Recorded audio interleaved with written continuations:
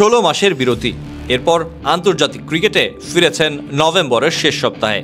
ফিরে আয়ারল্যান্ডের বিপক্ষে সিরিজে খেলেছেন মাত্র 2টি ওয়ানডে, আর এই 2 ওয়ানডের দুর্দান্ত ব্যাটিংয়ে আইসিসির নভেম্বর মাসের সেরা ক্রিকেটারের 3 জনের সংক্ষিপ্তের তালিকায় জায়গা করে নিলেন বাংলাদেশের শারমিন আক্তার। 28 বছর বয়সী এই ব্যাটারের সঙ্গে নভেম্বরের মাস সেরায় মনোনয়ন পেয়েছেন দক্ষিণ আফ্রিকার অলরাউন্ডার নাদিন ডি ক্লার্ক ও ইংল্যান্ডের ওপেনার ড্যানি ওয়াটহর্স।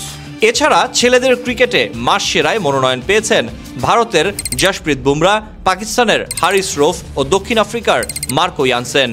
2023 সালের জুলাইয়ের পর দলে ফেরা শারমিন আয়ারল্যান্ডের বিপক্ষে 3 ওয়ানডেতেই খেলেছেন বড় ইনিংস। এর মধ্যে প্রথম 2 ম্যাচ ছিল নভেম্বরে। একটিতে করেছেন 89 বলে 96, আরেকটিতে 63 বলে 43 রান। 2 ডিসেম্বর হওয়া তৃতীয় ওয়ানডেতে করেন 88 বলে 72 রান। নভেম্বরের 2 ওয়ানডেতে শারমিনের 69.50 গড় ও 91.44 স্ট্রাইক রেটে 139 রানকে মাসের অন্যতম সেরা বিবেচনা করছে আইসিসি।